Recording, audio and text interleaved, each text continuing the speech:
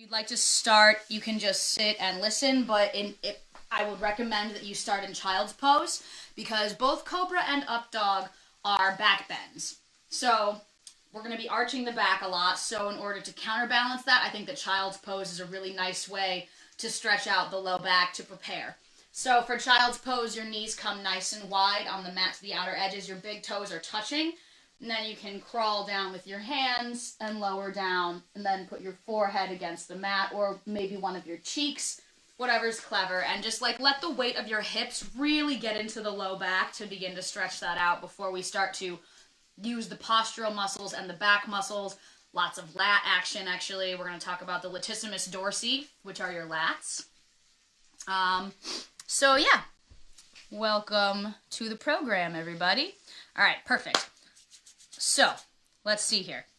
For Cobra Pose. Cobra Pose is a very, very minute little mini back bend. It helps with your posture because you're drawing the shoulders back and spreading the collarbones and the pecs across the heart space.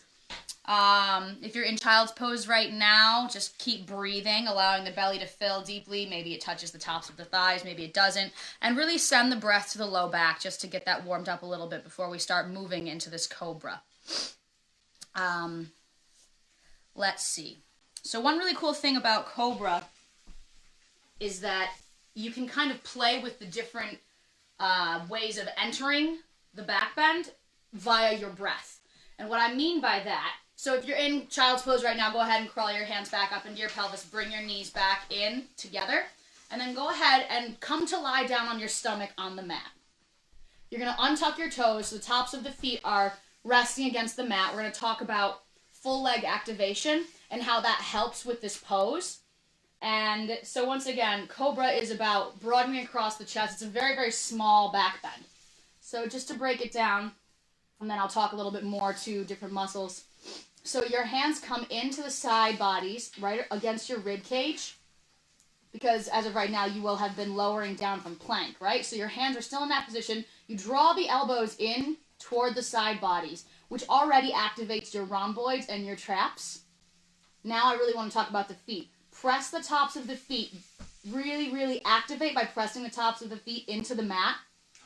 So right now you can rest your chin on the mat if it hasn't been already. And then on your inhale, lift up, really squeeze those shoulder blades together, and that creates that beautiful posture of spreading. It's a minute motion. You can look forward, or you can look at the top edge of your mat, and continue to breathe here. And on your next exhale, you can release and lower the chin back down.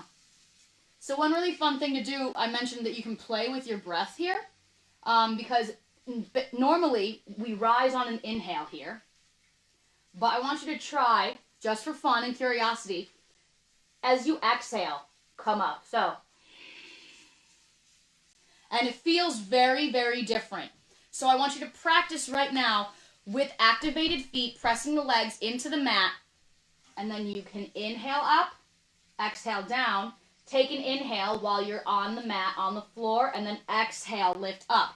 And feel the difference, because it's actually a little counterintuitive to do back bends, lifting up on your inhale, because inhales actually restrict the thoracic vertebrae and the rib cage, because the rib cage is trying to expand with the diaphragm. So it makes it a little bit more difficult, especially if we aren't very warm.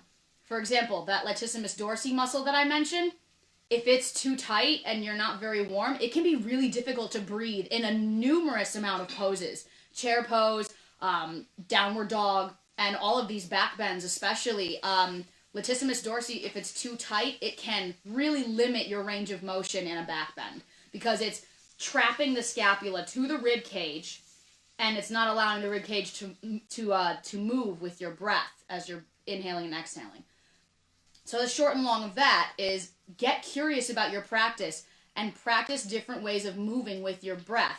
This might not be the best thing to do in the middle of a flow class, but on your own, especially these back bends are really great because we're stuck at home. There's not a lot of stuff to do, especially if you can't get out of your own way and out of your own head. So maybe you're like hunched over looking at phones, playing video games, you're on computers constantly. We're very sedentary right now, especially because we feel that attachment to technology, because it's the only outlet for socialization that we have. So from staying hunched all day, these back bends that we're going through right now are wonderful ways to counter stretch and get your back and your spine more liquid and more mobile. Okay? So let's go over this a little bit more, and then we'll get into up dog. So just going over all of the major points for Cobra. Arms are in toward the side bodies. The elbows draw together, which activates in between the shoulder blades. Press the tops of the feet into the mat. Your chin is on the mat. And then you inhale just a couple little inches. Some people will really push up and they think this is Cobra. That's too much. Too much. It's literally just lifting the chin and the chest up ever so slightly. Now think about the core. Release on the exhale. Think about the core. And so when I say activate the core, draw in the belly button. Imagine you're getting your picture taken, so you're sucking in your belly. Yeah?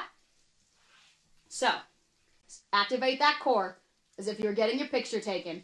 And then inhale, lift up. You can really use that core to help lift the chest. And now I bet you're clenching your glutes and your hips, right? So soften that and exhale to release. Inhale, up, draw the elbows in, press the tops of the feet into the mat. And then exhale to release. Let's try that with the reverse breath. So you inhale with the chin on the mat, and then exhale, come up. It's really incredible to be able to try to feel that difference of inhaling to lift and exhaling to lift, which is normally something that we don't do. In yoga, we inhale to initiate movement and exhale to settle usually.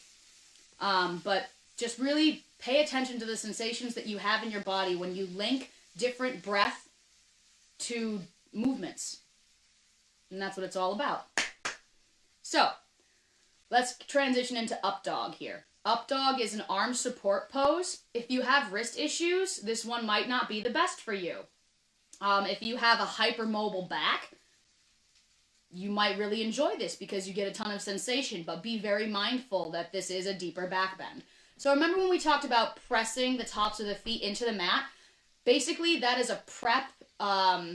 It's proper alignment to have your legs activated in Cobra, but it's also a nice tip to get you ready for up dog because you're really pressing the tops of the feet into the mat. So I'll just show you what up dog looks like first, and then we'll break it down, okay?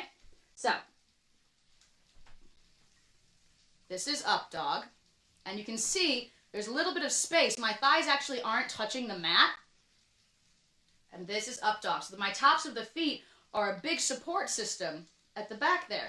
You can see that the humerus, the upper arm bone, is fixed right into the shoulder socket, and my shoulders are directly over my wrists.